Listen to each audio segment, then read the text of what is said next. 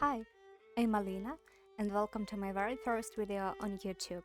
Usually, when it comes to online content, I'm a viewer, not a creator, but let's start something completely new together. I like simple, kinda chill games, and I hope you'll enjoy keeping me company in this journey. Today, we'll be playing Vampire Therapist. Cozy Games posted about it in their TikTok. I'll leave the link in the description. Thanks a lot for the recommendation. I have pressed everything, so let's start.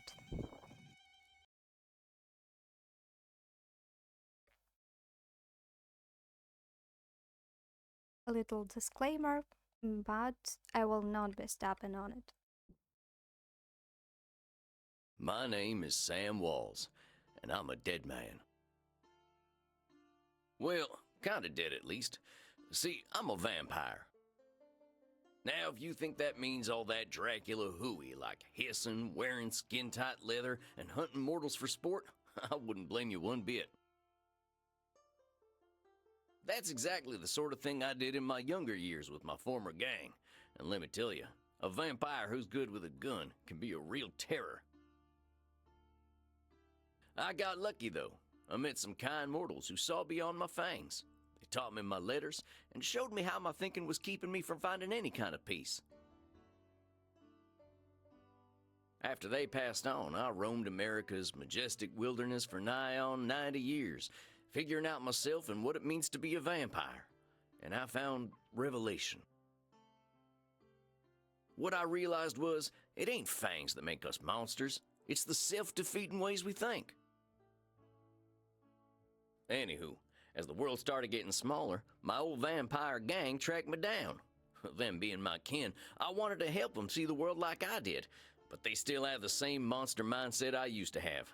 Good thing I'm a quick draw.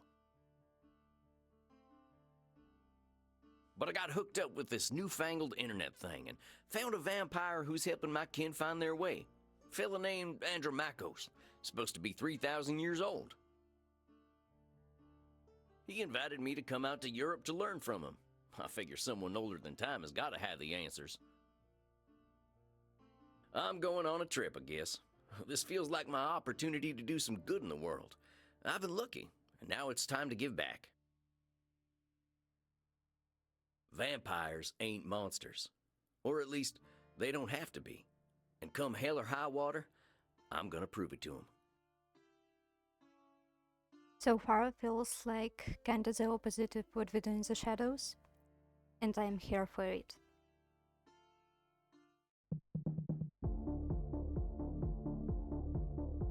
Well, I think this is the address. Number 27, Clean Flitter Mouse Streeb? Sure is a hell of a lot of ruckus for this time of night. People, wait a minute.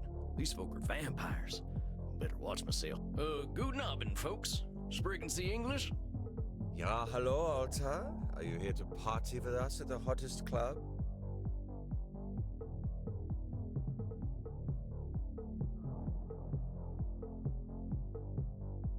Well, I guess we'll start with the dress code. I don't think what I'm wearing will fit the dress code. The cowboy look is total sexy, but you will get a bit sweaty. I hope we will all get a bit sweaty. Good thing we run a little on the cold side, huh? Don't worry, my Liebling. We make each other warm. Reinhard, stop. Don't scare the American. I want to do that. I like that he looks like a stereotypical American from some old school movies. Maxi Liebchen, you're so naughty tonight. No, you are. Oh, I definitely ain't an American no more. Let's get straight to the point. I'm looking for Andromachos. You mean the club owner? Ja, das ist why we are here. If you're lucky, he will invite us to the private party. Well, what happens there? I think maybe it is too kinky for Americans to hear. Well, what's so special about this club? Immernacht is the greatest club aller Zeiten. The owner makes sure everyone has a good time. If anyone acts without respect, they are banned from the club forever. You are free to do and be whatever you like. And I hear that they are now attracting sexy old cowboys. Shh, Maxi. He is old enough to be your grandfather. Oh, come on now. You're just flattering me. I'm only a couple 100 years old. Oh mein Gott, he is so cute, Reinhard. Can I keep him? I can cut loose. What kind of party is this?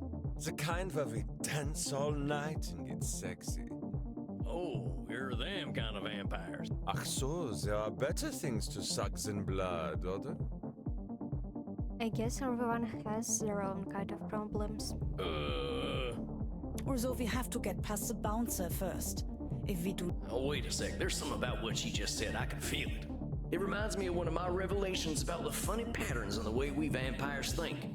Okay, so I thought that the problem was that I needed to click all the answers in some kind of order, but I guess I just missed the point at the start. Well, let's see. One type of thinking I noticed I called hot branding. That's when we brand ourselves with names we can't get rid of. Okay, now we get some progress. There's high noon mind. That's when we treat a situation like it's a do or die showdown. And there's saloon thinking.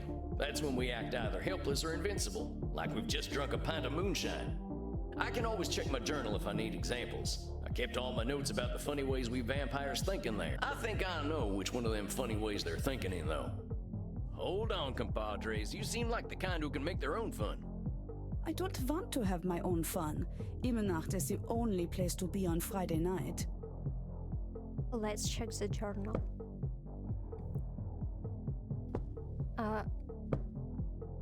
Okay.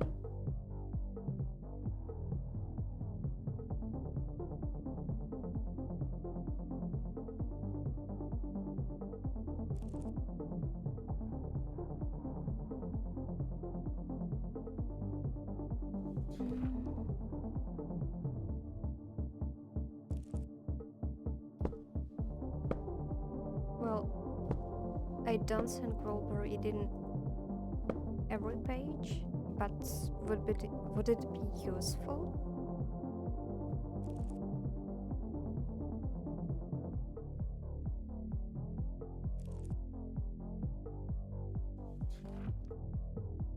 Oh, here are the answers. So, I don't think there is anything about hot branding or salon sinking, or maybe I didn't know where to find it in this journal, but there is something about high noon mind.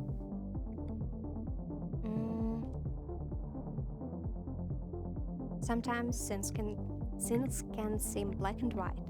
Win or lose, famine or feast, live or die, like everything's a big showdown. It can feel like we've got only two options, winning the day or ending up with a stake in the heart. That's high noon mind. It's thinking in extremes and ignoring all the in-between. We stress ourselves out when stakes are high. Examples. If I can't get the best saddle, my butt's gonna break, ain't no doubt. Either I show up ready to win the rodeo, or I'd better just not show up. The fate of the Wild West is hanging on this gunfight.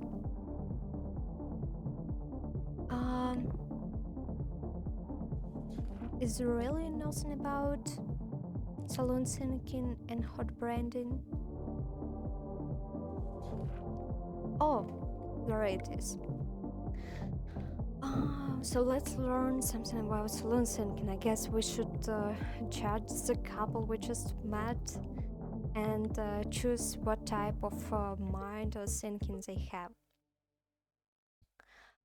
A lot of us bloodsuckers have a habit either of feeling responsibility or self-control, or of feeling completely hopeless. Think is usually neither is true. Feeling hopeless don't mean we are powerless, and feeling untouchable don't mean we're invincible. That's saloon thinking, either way. Our real capabilities are somewhere in between. Examples. With my dark powers, vampires shall dominate the mortal world. If a mortal discovers a secret, it's entirely my responsibility to deal with it. I can't deal with the bureaucracy of international travel with my coffin. I'm stuck in the USA forever. Okay, I guess. And hot branding. We vampires sometimes call ourselves awful names. I'm a failure, I'm unlikable. It's like burning ourselves with a big cold branding iron. Every time we look at ourselves, we keep seeing those names. Hot branding is just calling ourselves names that do no good. Examples: I missed that shot, I'm such a butterfingers. Crying over a horse, you're sappy as hell. That fella doesn't like wearing leather, he's only a vampire wannabe. Uh, I guess they're not far from humans. And so should we judge them? Maybe that's high on mind. Amigos, you're putting too much weight on this thing. It's a nightclub, not a high noon showdown. The night's full of possibilities. Oh, I see. That's his answer depends on what we choose. Reinhardt, I don't know what this means, but I like the way the sexy American talks. You make us think that maybe it is better we haven't gotten into the club, because we are now meeting you. I don't like where this is going, but I like the music. Hey, if meeting me makes your night better, I'm glad we met. I really gotta find Andromachos. You have to get past the bouncer. He decides who gets in and who doesn't. And he hasn't looked our way all night. I wonder why. Maybe I'll have a little word with him. Excuse me, friend. I hear you're the man to talk to around these parts. That means a lot. I'm here to see Andromachos. Have fun, mate. Hey, thanks, amigo. You have yourself a fine night, you hear? Cowboy!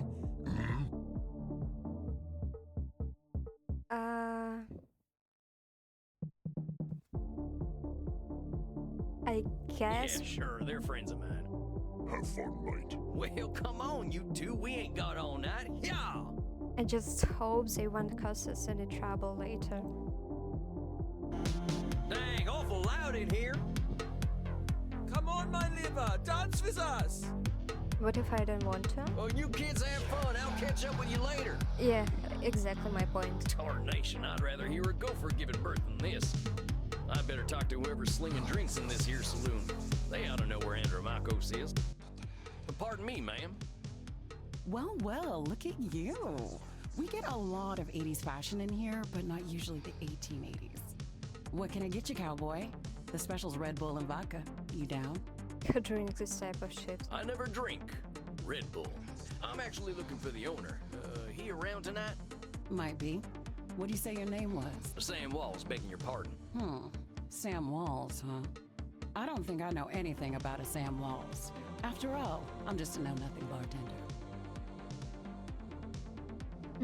Let's get back to the journal for a second.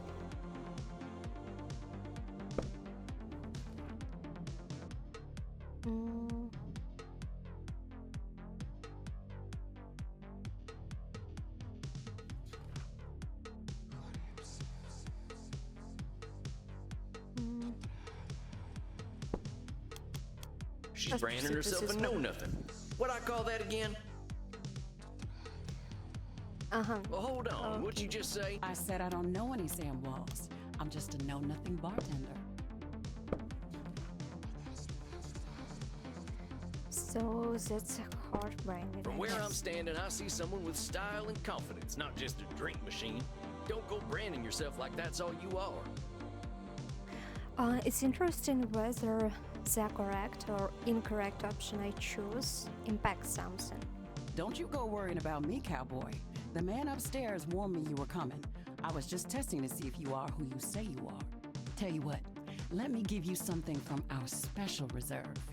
I don't think you're looking for booze. Well, thank you kindly, ma'am. I was wondering where the blood was. I met some vampires outside, so I... You met some goths, honey. They're here to dance and have fun. So all these people are mortals? How do you think the head vampire gets his blood? They can't wait to share it with him.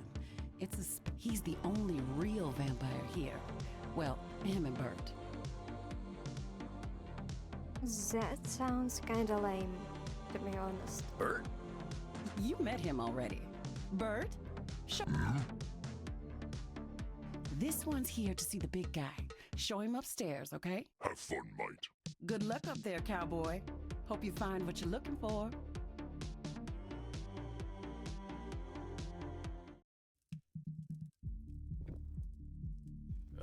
Howdy. It's Sam Walls to see you, sir. The guy who's been sending you all them V-mails. Okay, so far I need to say that I really like the design of the characters, of everything to be honest, and I really like the music. Yes, I know who you are, Samuel Walls. You have come here because you believe you can help our kin. The question is, are you first able to help yourself? I've been fixing myself for more than a century now. I don't think I need help. Then you must prepare to learn a most... We all need help, Samuel. I am pleased that you have come to receive mine. Dang, you scared the heck out of me.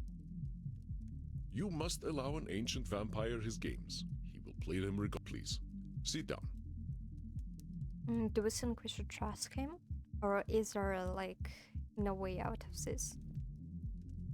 What an absolute pleasure it is to meet you at last. I found your messages most interesting. Afraid there ain't much here in the way of intrigue. I'm just a lonesome cowboy looking for answers. You know, I receive emails every day from vampires seeking my help. You are the very first to seek my aid in helping others. This alone makes you intriguing. Well, dang. I think you're going to be sorely disappointed when you get to talking to me. I'm just honored you're giving me the time of night. I have unlimited time, Samuel. I am pleased to share some of it with you. Our kind can be rather set in their ways. It is inspiring to see someone so young and eager to learn. Yeah, well, I wasn't much for learning when I was alive. Just making up for lost time, I guess. It sounds as though you have been handling your own life better than most. I was particularly intrigued by these revelations you had while walking in nature. Oh, yeah, them. Well, I give walking the credit. Nothing sorts my thoughts out better. After a few decades, I started seeing patterns in the way we vampires think. Can you explain some of these patterns?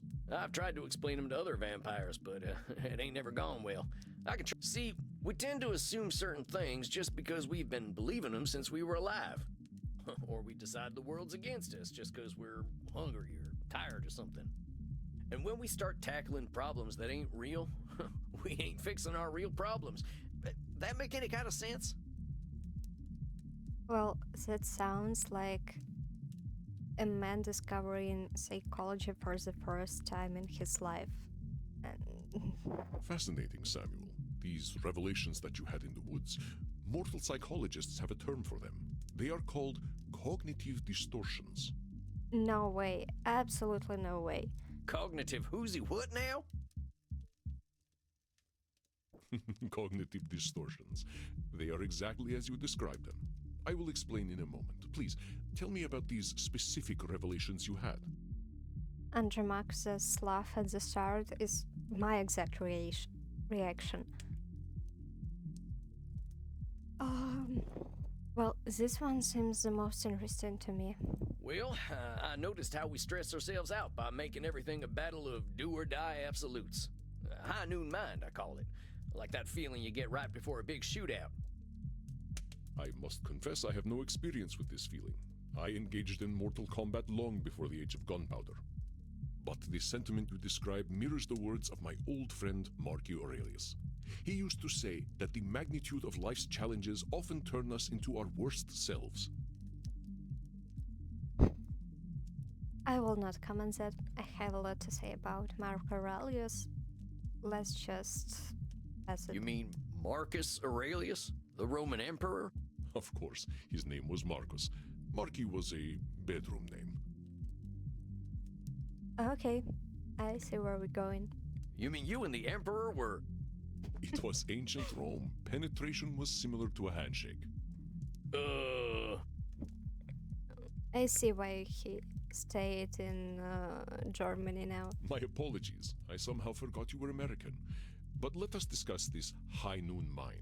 I believe we can broaden your definition. Mortal psychologists call this phenomenon of binary thought polarized thinking, but I like to call it Nosferatu thinking. Nosferatu thinking? It means you are thinking in black and white. I get it. That's pretty funny. I believe it encompasses the breadth of the distortion.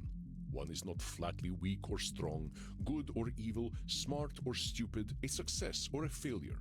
The truth is far more complex and colorful. Not every high noon gunfight ends in oblivion, correct? Yeah, that's true. Getting shot still ain't fun, but it ain't the end neither. A perfect example, Samuel. Now, try to catch me using Nosferatu thinking. I will give you a series of statements, and one of them will contain Nosferatu thinking. I will repeat them if you miss it. If I do not drink blood, I will surely die. Okay, let's get back to the journal.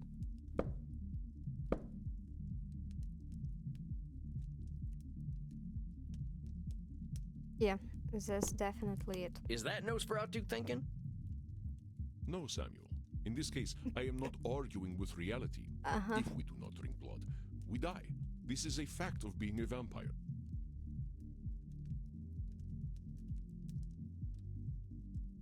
Okay.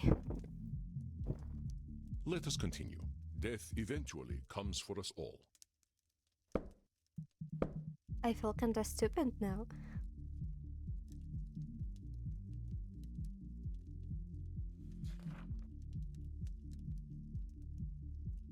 Saloon sinking is... neither is true. With my dark powers, vampires shall dominate the mortal world. Or branding is something about calling yourselves names that do not good. Well,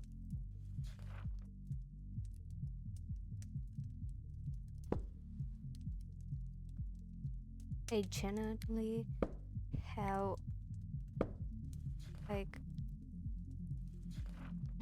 I don't even know what to pick, to be honest.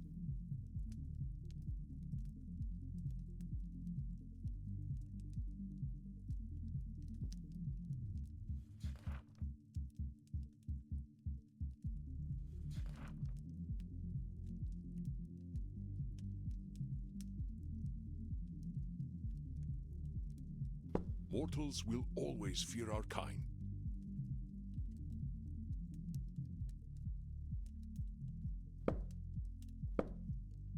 I guess it's saloon sinking. We are only trying to identify Nosferatu thinking right now. Mortals will always... Did you miss my Nosferatu thinking? Let me... If I do not Okay. drink blood, I will surely die. Death eventually comes for us all. Mortals will always fear our kind. Okay, so let's get back to the Nosferatu sinking. That's about seeing things black and white, which is like kind of easy. Did you miss my Nosferatu thinking? If I do not drink blood, I will surely die. Is that Nosferatu thinking? No, Samuel. Why? In this case, I am not arguing with reality. If we do not drink blood, we die. This is a fact of being a vampire. Let us continue. Death eventually comes for us all. Mortals will always fear our... Did you miss my Nosferatu thing? If I do not drink blood, I will shoot. Death eventually comes... Okay. Well, that sounds like Nosferatu thinking. That's pretty black and white. Although this thinking is binary, it is also true. And death has already come for us, my friend. Well, Please, what let is us the try point another. then? Mortals will always fear our kind. That's Nosferatu thinking right there. I've met mortals who knew who I was and weren't scared. Very good, Samuel. And even if you hadn't, to say mortals will always fear us ends any hope that they might not. To be honest, I don't agree with the point he has, but let's just move on. Always is such a terminal word, is it not? Would you like to discuss more of your revelations with me? Okay. I realize that as vampires, we can get the feeling of the power that comes with immortality and strength, but then we get hopeless and aimless over time. It's kind of like the fella you see in the saloon at the bottom of a bottle of whiskey. Either he thinks he can fight everyone, or he's crying into them last drops because he thinks life's hopeless. To be honest, I feel like he's reinventing the wheel, which was proved by this guy when he explained Nosferatu thinking. And I don't really see the point of this dialogue, but I It's guess. saloon thinking. Two extremes that probably ain't true. A fascinating observation, Samuel. Your saloon thinking was described in my time as the battle between hubris and nemesis, the twin excesses of arrogance and self-pity. Oh man, it make me wish I'd gotten some schooling. Maybe I would have figured this stuff out earlier. For real. You live forever, my friend. There is no rush. What you have identified is a phenomenon where individuals perceive either an illusion of control or a lack of control. Mortal psychologists call this phenomenon you have described a control fallacy. Rarely do we have complete power over our situations or no power at all. But we create this illusion that stops us from attempting to change our perceived situations. Yeah, you're right about that. I used to think I'd never get away from my gang. And maybe that's what made me stick with them for so long. Yes, you see how cognitive distortions keep us from facing reality, whatever that reality may be. Of course, I am so old and powerful that I am always in control. That's Oh, definitely. you're testing me, ain't you? That's a control fallacy right there. Well done, Samuel. I am indeed very powerful, but the cosmos holds no awareness. Of course, as you expertly pointed out with your analogy about the man at the bottom of a whiskey bottle, a control fallacy can be positive or negative. Listen to my next few statements and try to find a control fallacy. Simply let me continue if you do not detect one. The sun will eventually burn out. I will roam a cold, dead earth, and there is little I can do about it. My kitty cat died. I shall be lonely forever. I shall never feel the warm sun upon my skin again. You didn't catch my control fallacy. The sun will eventually burn out. My kitty cat I died. guess this is it. I'm sorry about your sweet kitty, but you could always pick up a new one. Or there's lots of them just waiting for a loving home, so you don't need to be lonely. For real. It was just an example, Samuel. Well spotted. But I do speak from experience. I felt this way once when a pharaoh I was dating had our cat mummified. I went into a murderous depression that nearly decimated the continent. But I had the power to help myself all along by adopting a new friend in need of a home. That's good he still remembers it. Oh, dang, don't let me get on your bad side. I doubt you shall see it, Samuel. Did you have more revelations to tell me about? See, I used to be in a gang. They were my whole existence.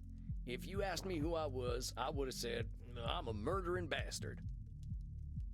Once I got away, I realized how small-minded that was.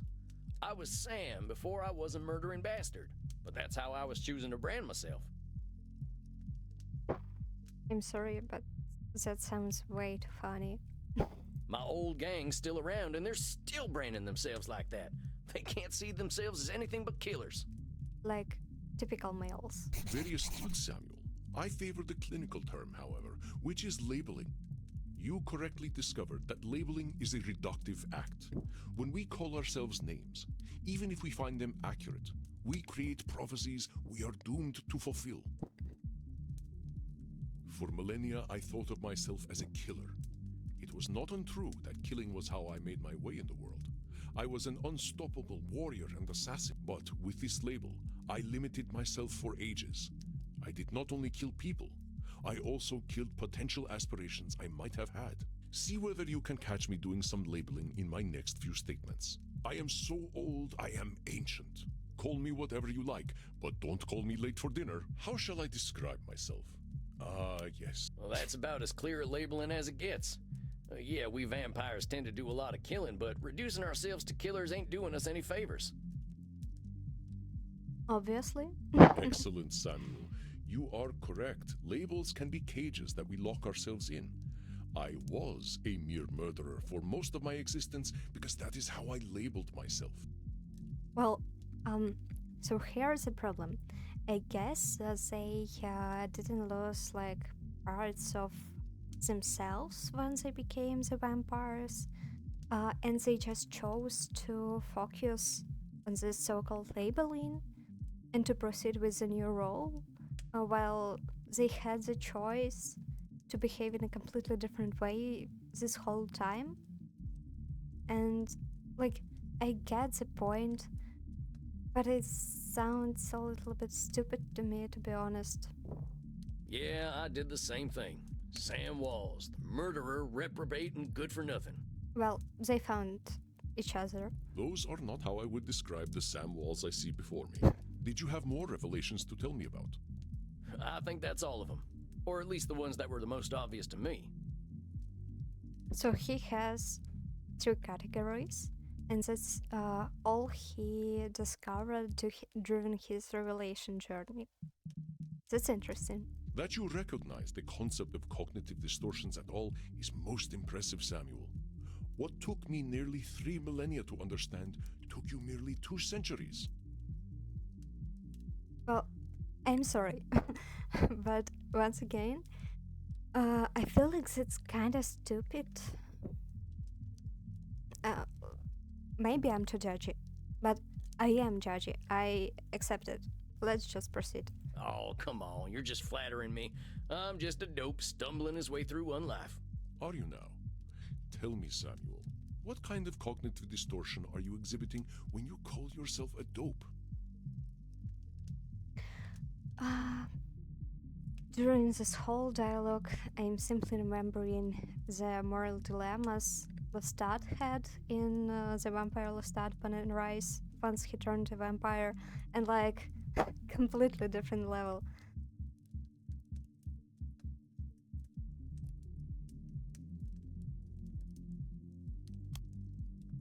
Is it a label? Yeah, I'm doing some labeling. I gotta watch myself, huh? But I guess sometimes labeling is not that bad.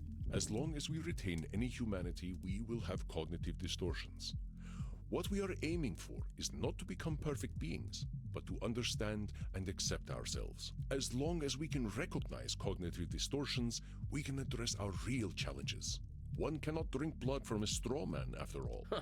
I ain't never heard that one before, but I like it. If it helps solidify the concept in your mind, then I am well satisfied. I know you came to learn from me, so I will do my best to honor your good intentions.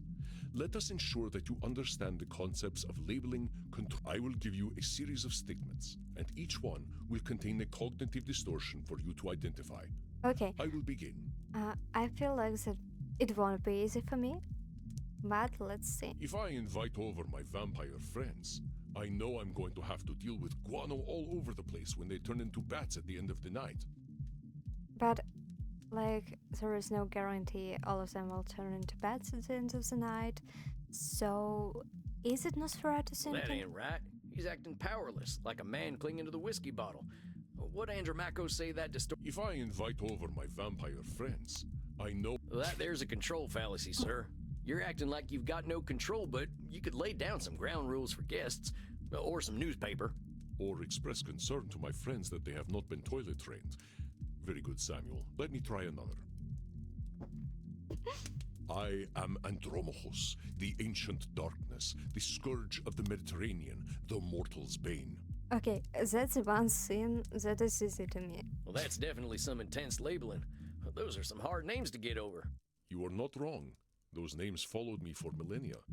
It was most stifling. Let me try another then. If my club's revenues do not significantly increase, I will end up living on the street. That should be Nosferatu thinking. That there's got to be Nosferatu thinking. There's a huge space between making a ton of profit and living on the street. Yeah. Indeed, you are correct. I run my club at a considerable loss, but 3,000 years of banking interest means that money is not really an object to me anyway. If he has an experience for 3,000 years in finances, why would his club run at a considerable loss? Like, couldn't he create a better business model? Samuel, now I am not only intrigued by you, but also impressed. I would very much like to teach you my ways, but I must demand something of you first. Anything. I'm here to learn. You must receive therapy yourself. I will not have you seeing clients without a commitment to your own mental health. Yeah. Like, that's true. Oh, now, hold on just a minute. I don't know that I need therapy. I'm feeling pretty good about myself these days. No, he definitely needs this. Samuel, we And all so need is therapy to Marcus. live in this world. You have been speaking in cognitive distortions since the moment you walked into my office. Yeah. I have. I didn't even notice. They are most insidious, but I am here to help you identify and challenge them. To be honest, I'm kinda getting a cult vibe from Andromachus, and I don't know where we will end up there. But once again, let's see. You have walked alone for too long, Samuel. Allow me to share my experience with you. Well, all right, if you say so. I appreciate your taking the time to work on this, old cow. We have all the time in the world, Samuel. But for now, you must be eager for something fresh. Please, dance, drink your fill. We will begin tomorrow. Okay, then. Well, sir, it's been an honor. You don't have to call me sir, you know. All right, then, Andromachos. Andromachos. Mm-hmm. Hey, Andromachos. Just call me Andy. That sounds lame. All right, Andy. I'll see you tomorrow then.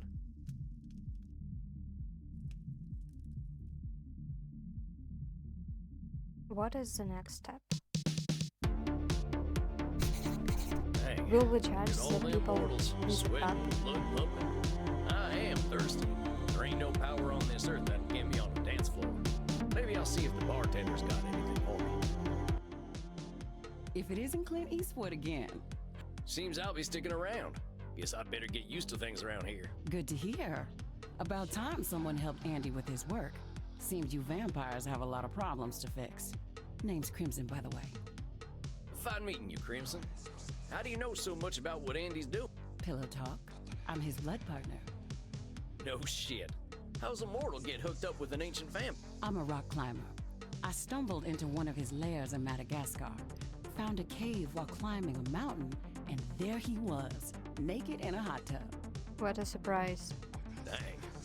Must have been a sight. You ain't kidding, cowboy. Didn't expect a luxury apartment with a gorgeous naked vampire inside of a mountain. We hit it off, and he asked me to come back here with him.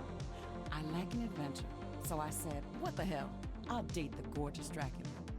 Once again, sounds a little like a cult to me. But what are you doing talking to me, cowboy? The blood's running hot on the dance floor, and these kids don't mind a little biting. I definitely don't think he's the type to dance. There ain't no way I'm dancing. There's gotta be a better way to get something fresh to drink. Reinhard, look. It's the sexy old guy again. You should buy us a drink, old guy. You'll probably get lucky.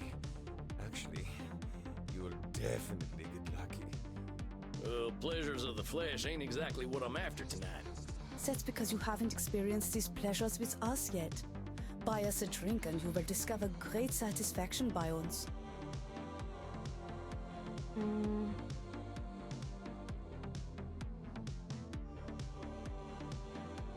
Okay, let's be a little bit rude.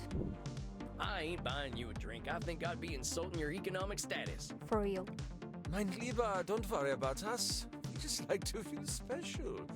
We have lucrative jobs in IT. It shows. Oh yeah? Well, maybe you can help me.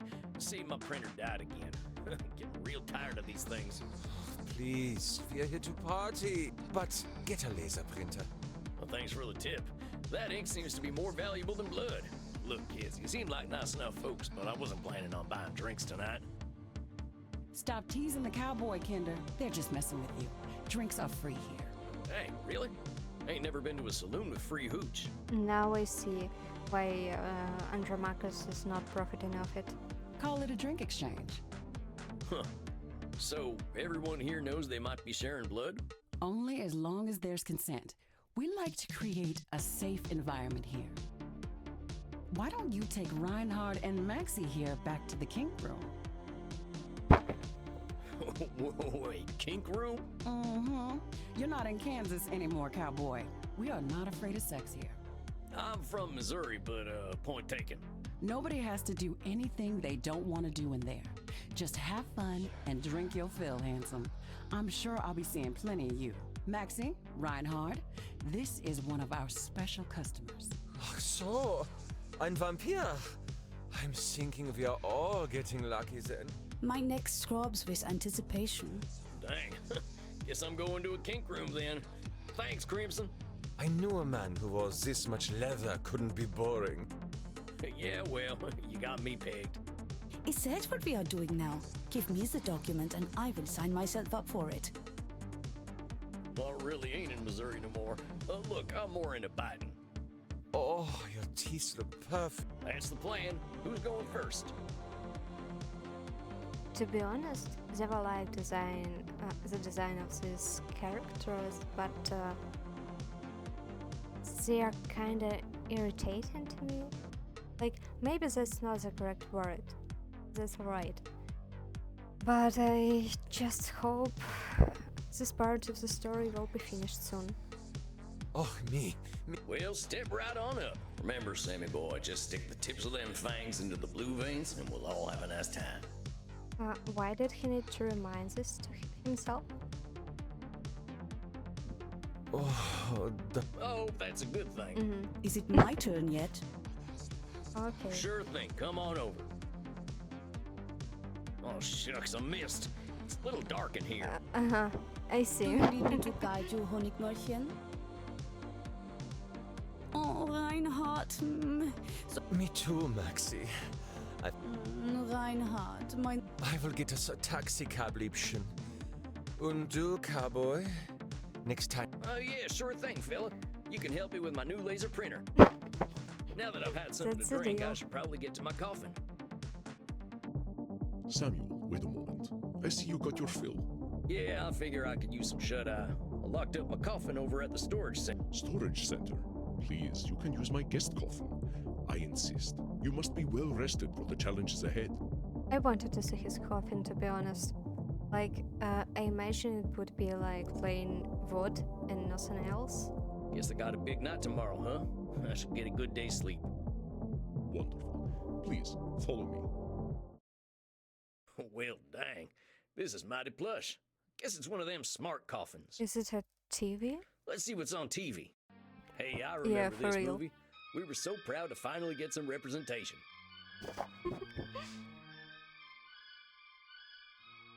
Is this Nosferatu? I guess. Not sure I should stay up watching movies, though.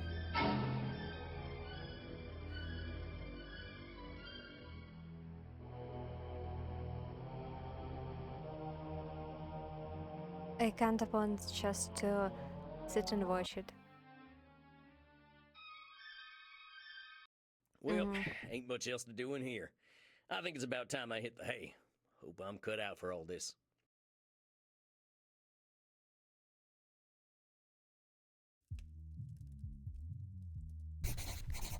Samuel, good evening. I hope you slept well. Well, I guess that's where Sam will start his therapy sessions. Like the dead, as they say. I was hoping to save you some breakfast, but I've already sent them on their way. Oh, that's all right. I'm still pretty full from last night. Them goth types were practically throwing themselves at me. I am not surprised. Perhaps I should be concerned that some of my guests will follow you home. Well, gosh, if I still had mortal circulation, I'd be blushing. Why are you so embarrassed, Samuel? Ah, hell. Guess we should just save it for therapy, huh? We gonna get started now? If you like. Why not? I'm eager to get going. Let loose, Doc. Very well. Let's start with the first question any therapist asks then. What brought you to me? Why is becoming a therapist so important to you? That doesn't sound like the first question any therapist asks, but okay. Well, gosh, I remember what it was like. Being all angry, hungry, and scared all the time. It ain't no way to live. Once again, a typical male life. When I see vampires acting the way I used to, I just need to show them there's more to unlife. And why is that up to you? You, of all people, know how lost our kind can be. Preying on the weak, dating mortal high schoolers. Uh-oh. So, it's okay that I'm judging.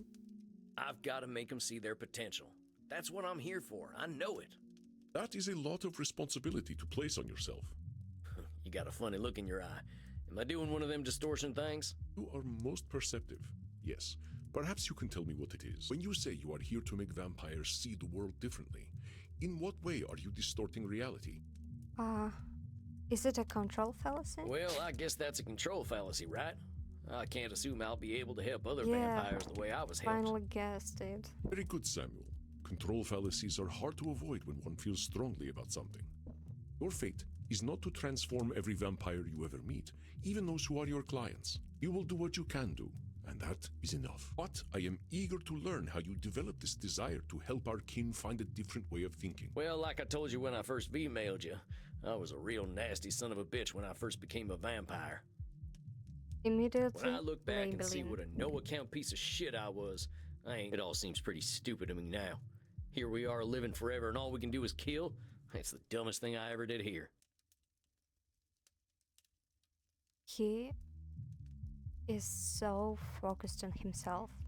I am going to stop you for a moment. Stupid, no account piece of shit, nasty son of a bitch, Yeah, dumbest thing. exactly my point. Do you hear the way you are talking about yourself? With respect, sir, I earned all them names. I killed women and children. Half the ghost towns out west are my doing. I didn't think of nobody but myself. Pretend you are my therapist. If I sat here and called myself a no-account piece of shit, what would you tell me? I'd say you were doing some labeling. And I guess I'd tell you to look at yourself a little more kindly. Extend the same compassion to yourself then, Samuel. How are you to move on from being a nasty son of a bitch if you are labeling yourself? If you wish to be a guide to other vampires, you must start with compassion for them and for yourself. A typical American learns what compassion is. That's kind of funny. So, now that you've gotten all that horrible name-calling out of the way, please tell me, how did you find your sense of purpose? I don't think he's gotten all the horrible name calling out of his way, to be honest. I guess we'll be back to that in probably just a second. But okay, let's move on. Well, I was on the run, you see. The Wild West was ending and the Pinkertons were starting to get the better of my gang. I went into hiding and found a strange group of folks out in the country. They knew I was an outlaw right away, but they didn't judge me for it. They didn't even care that I was a vampire. They welcomed me like a friend, even shared their blood with me. They taught me how to appreciate the beauty of the night, and I started seeing things I'd never noticed before. They taught me my letters, philosophy, and how to question things instead of being scared of them. I think about them every day of my own life. They somehow freed themselves of all the judgments of the time and were better off for it. I'm kind of happy that he discovers all of that, but imagine someone that stupid as he was at the beginning of his vampire journey to get the vampire strength. That's terrifying, to be honest. These must have been the 19th century American transcendentalists, yes? Yes, sir. I'm glad I died when I did, because their like just don't exist no more. Once my community died out, I started walking. That was something else they taught me how to do. There ain't nothing like having a walk and a think. For real. I walked in nature for about 90 years and just took in all the grace and beauty of my country. Was it the only thing he was doing for 90 years straight? I guess I was kind of selfish, though. I should have been helping other vampires the way the Transcendentalists helped me. Yeah, like everything he talks about, even though he's like focused on helping other vampires, not people, he's still way too focused on himself. He's still extremely selfish, and I hope to see the character's progress in the game. Why? Why waste 90 years walking when I should have been helping others? Seems pretty obvious to me. I could have done a lot of good in that time. Yeah, that's exactly my point. But your should turns that which you could find fulfilling into a duty. You create an extrinsic motivator. Should statements are another cognitive distortion, something created by your own mind. Nature asks almost nothing of you. Okay, I should accept that should statements are probably something I have a problem with. But let's move on. Even if your should comes from a place of good, it creates undue pressure. And what do we do once we are pressured? We resent the shoulds. We procrastinate. And as you know, we have a lot of time to procrastinate. You got that right. Why do today what you could do next century? Vampire problems. Exactly. Should statements remove the intrinsic joy from that which you find fulfilling? Hold on, though. Ain't there some things we really should do? Of course, there are things we must do. But nature herself tells us what they are. We invent the rest. Here, let me give you an exercise. Listen closely. See whether you can find the should statement that is a distortion. I should go to the vampire dentist. You know what they say. If you have bad fangs, you get bad blood. That's not it. I should drink blood today. No. I should take my blood partner Crimson out on a date. I should be wary of sexually transmitted diseases. Did you miss my should statement? Yeah. Let's try again. I definitely missed it. I should go to the vampire dentist. You know what they say. If you have bad Okay. fangs, you get bad blood. Let's pick that one. That's the one. No one should go to a dentist. Goddamn butchers. That is not true. We have to go to the dentist. Our teeth are important to us. But don't vampires have no problems with their fangs? How long has it been since you've seen a dentist, Samuel? Why would he need to do that? No, not since the Civil War, and I'd rather keep it that way. We'll talk about that in another session. Let's try again. He may probably send him to the dentist to face his fears. I should drink blood today. That's not it. I should take my blood partner Crimson out on a date. Is that it?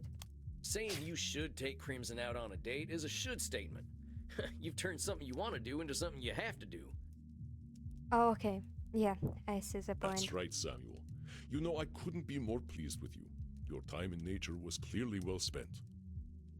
I guess Sam's sessions with Sandra Marcos are useful for me as well. Well, thanks, I suppose. But if you don't mind my saying so, I hope you're treating that mortal lady right. Thank you. Please, ask her yourself. I imagine she would share her blood with you. You look like her type. Hold on. I've only been in Europe for a couple of days. I ain't gonna go after my teacher's girlfriend. Real. And he needs to change his outfit first. She does what she wishes, and that is why I chose her as my blood partner. Samuel, even if it beats no longer, you have a good heart. I think you will be an excellent therapist. So far, that good heart of mine hasn't amounted to much, but I'm willing to give it my best shot. Will he get like some useful readings or some homework? You are uncomfortable with praise, aren't you, Samuel? Every time I say something positive, you find a way to negate it. I just don't think I should be doing any bragging. I spent my first 50 years killing. I spent the next 90 walking in the woods. Okay, so he can't accept it and simply move on. I've tried to walk a better path since then, but I ain't no saint, Auntie. I did not say you were. Having met several so-called saints, I can attest that none of them were either. I understand your discomfort, Samuel. I, too, have done terrible things that I cannot erase. But is erasing the good I have done worthwhile? Well, I guess when you put it like that, it sounds kind of silly. It's another cognitive distortion, one that mortal psychologists call disqualifying the positive. Maybe it's something I deal with it too. I understand that the actions of your past are difficult to bear, but what we are here to do is accept reality, with both its positive and negative aspects. I am not saying that you should disqualify your negative actions, but merely note when you disqualify the positive ones. Let us try an exercise. See whether you can challenge me when I disqualify my positive deeds. I am Andromachos, one of the most powerful vampires alive. Before I became the vampire I am now, I did exceptionally terrible things. Okay, so Well, that's the one. Of course you done plenty of good stuff, too. But I wasn't talking about the positive things I have done, Samuel. Let us continue. I have defiled the innocent. I have killed countless people. The good I now do pales in comparison to the evil I have done. yeah. That's the one. You're literally disqualifying the positive by comparing it to the evil stuff you done. Well done, Samuel. I believe the recognition of this distortion will serve you well when you start to see clients tomorrow. Well, the main thing I noticed while answering the questions that I should never be a therapist. Whoa, tomorrow? I only just started learning these here cognitive distortion things. I will, of course, be with you. You needn't worry. I can sense your instincts and will help you. So he won't give him any homework or readings or anything that will help him to learn more about the uh, therapy or psychology or anything at all. But tomorrow, I just don't feel ready yet. Yeah, like for real. He doesn't have his license yet.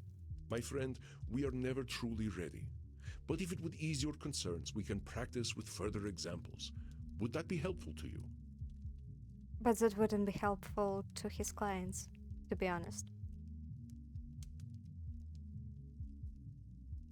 Yeah, I think I could use the help.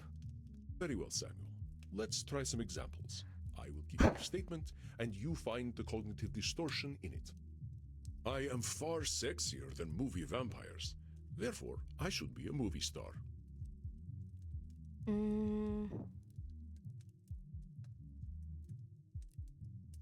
Is this a should statements? But I also thought of it as a Nosferatu thinking. Let's see. Oh, yeah, that's an easy one. That's a should statement right there. Well, you're not insecure enough to be an actor anyway. Excellent, Samuel. Would you like another exercise? If I cannot consume high-quality blood, I might as well drink blood from Florida. Is this Nosferatu thinking? That's Nosferatu thinking, ain't it? Correct, Samuel. That being said, I am sure there is still decent blood to drink in Florida, but I will bring a test kit anyway. Would you like another exercise? I am an antediluvian old fart. Okay. Well, that sounds like labeling to me. You ain't just an old fart. Are you actually older than the flood, though? Do I look that old? Oh, not at all. I was just... He had previously stated that he's like 3,000 years old. I am joking, Samuel. Don't worry. The myth of the flood was at least 1,000 years before I was born. Would you like another exercise? Let's proceed. I just want to practice because I'm honestly not good at it, as you can see. With my terrifying powers, I know I shall never be destroyed.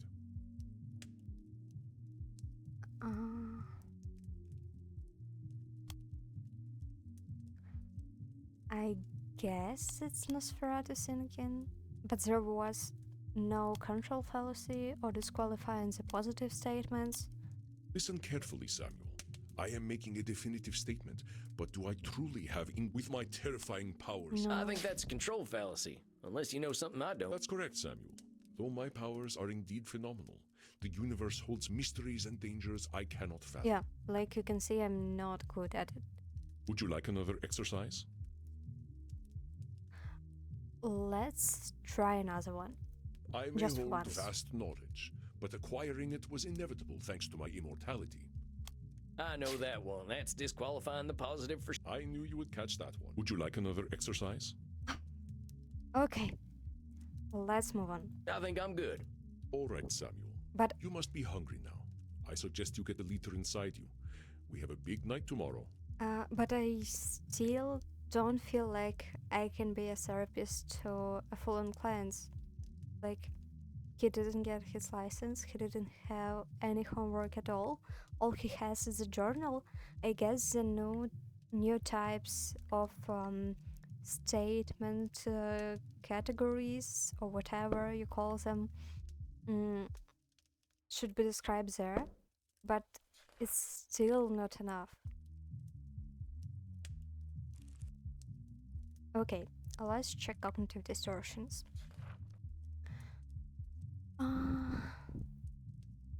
Cognitive distortions reminders. We all make cognitive distortions. Cognitive distortion types ain't weapons to beat ourselves up with. They are just ways to categorize our thoughts. We can exhibit more than one distortion at the same time. In some distortions are even subcategories of other distortions. Important.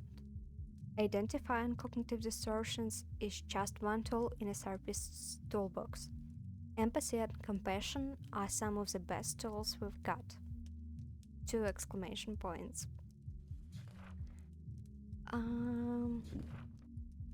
Let's read more about truth statements. Sometimes we judge others and ourselves with arbitrary rules and have things should be, and then we get happy and mad when our expectations aren't met. Truth statements can put a lot of pressure on us, but there ain't too many universal rules. Heck, we should probably be dead because our hearts aren't beating, but it seems that ain't true. Examples: I'm a vampire, I should live in a castle. When you're in a gang, the gang needs to be a family and no one else. A cowboy must never show fear. Disqualifying the positive. On account of the nasty stuff I've done, I can feel like a real good for nothing sometimes, but that's disqualifying the positive, canceling on the good and leaving the bad. See, even in the description, he focuses on himself and still focuses on what wrongs he has done. It ain't a distortion to see the positive in yourself or in a situation. It's just being honest. Examples: the three stooges just smack each other in the heads a bunch, though I still like him. Yeah, I guess you can turn into a bat, but any vampire with their panics can do that. She rescued a kitten, but she drinks mortal blood every night, so one good deed means nothing.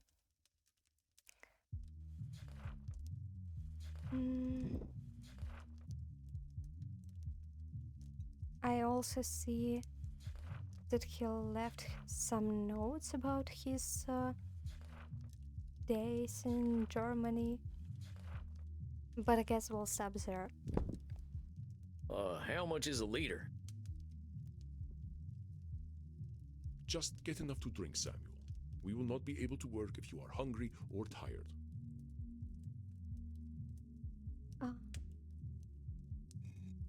Okay, let's stop there.